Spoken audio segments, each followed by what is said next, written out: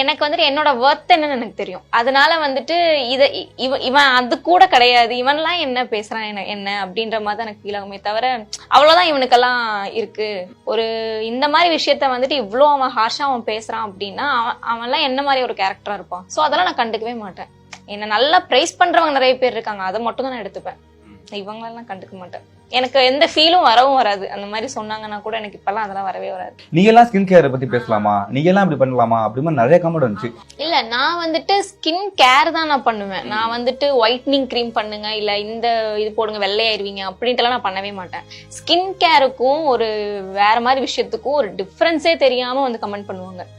So அதனாலே நான் வந்துட்டு அதை இக்னோர் பண்ணிட்டு அதை கமெண்ட்ஸ் ஆஃப் பண்றது மேக்ஸிமம். அதனாலதான் ரொம்ப தப்பானதெல்லாம் நான் எதுவும் ப்ரமோட் பண்ணதும் இல்லை இது வரைக்கும். ஒரு ஃபுட்டு வந்துட்டு சொல்லணும் அங்க கேவலமா இருக்கும், அதை ஏன் ப்ரமோட் பண்ற அப்படின்னு கேட்பாங்க. எனக்கு பிடிச்சிருந்துச்சு, இன்னொருத்தவங்களுக்கும் அது பிடிக்கும், உனக்கு பிடிக்கல அவ்வளவுதான் அப்படின்ற மாதிரிதான் இருக்கும். ரொம்ப மோசமானது நம்ம பண்ணல ப்ரோ.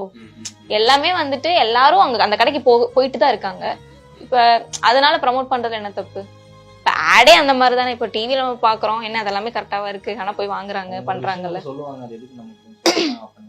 இந்த பொண்ணு வச்சு நீ ஃபேமஸ் ஆகுற? இல்ல ஃபேமஸ் ஆகணும் இல்லை ப்ரோ, இவங்களை வச்சுதான் ஃபேமஸ் ஆகணும் கிடையாது. எனக்கு வந்து சில சாங்ஸ்ல அதான் பேரா பண்ணது நல்லா இருக்கும்.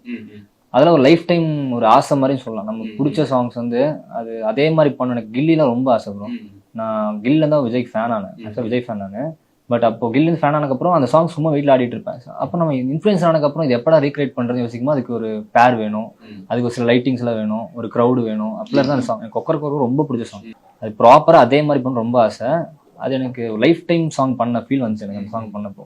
ஸோ அந்த மாதிரி தான் பேரா பண்ணது அழகா இருக்கும், பேரா தான் பண்ண முடியும். ஒரு வீடியோல பார்த்தேன், அந்த மளிகை கடைக்கு போற ஒரு நைட்டு பால் பாக்கெட்டு வாங்குறது கூட வந்து மேக்கப் போட்டு தான் போவீங்க. உண்மைதான். அது அந்த டைம்ல எல்லாம் வந்துட்டு வெளியவே நான் போக மாட்டேன் மேக்சிமம். எங்க சும்மா பக்கத்துல போகணும்னா கூட அந்த மாதிரி ஃபுல்லா கவர் பண்ணிட்டு அப்படிதான் போகணும். சும்மா நார்மலாலாம் வந்துட்டு ஃபவுண்டேஷன் போட்டா மட்டும் செட் ஆகாது. நிறைய விஷயம் இருக்கு, அது எல்லாமே கம்ப்ளீட் ஒரு மேக்கப்பா போட்டாதான் நான் நார்மலா தெரிவேன். ஓகே, நார்மலா ஒரு பொண்ணு மேக்கப் போடும் அந்த மாதிரி தான் தெரிவேன். ஸோ அதுக்கே எனக்கு பார்த்தீங்கன்னா 1/2 hour எடுக்கும்.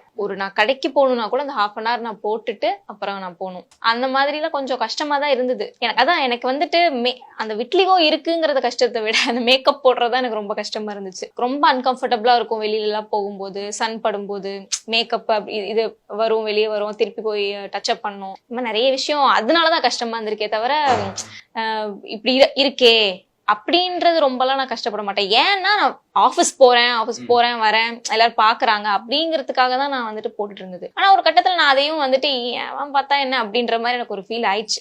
அதனாலதான் நான் ஒரு போஸ்டர் போட்டு போங்கப்பா நான் இதுக்கப்புறம் இப்படிதான் இருப்பேன். அது இல்லாம எல்லாருமே ஒரு கம்ஃபர்ட் கொடுத்தாங்க. யாருமே வந்துட்டு இப்படி அப்படின்னா யாரும் பார்க்கவே இல்லைன்னு அப்படி. அதனாலே கொஞ்சம் ஓகேவாயிடுச்சு எனக்கு.